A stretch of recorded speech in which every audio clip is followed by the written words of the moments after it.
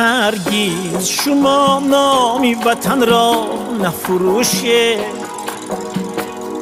این نعمتی عالی های من را نفروشه. امروز شده کشوری تاجیک گلفشان، این جنتی زیبند سخن را نفروشه. امروز شده کشوری تاجیک گلفشان،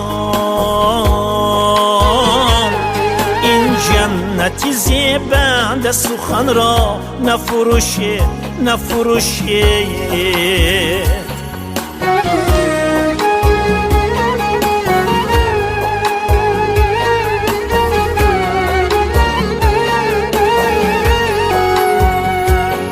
در وصفی وطن هر سخنی خوش کم از کم، کم گفته شما سحری سخن را نفروشه.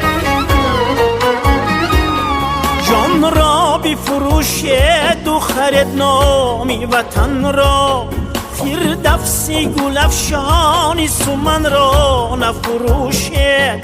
بیگانه نگردد به ما یار و برادر، هرگز برادر بودن را نفروشه نفروشه.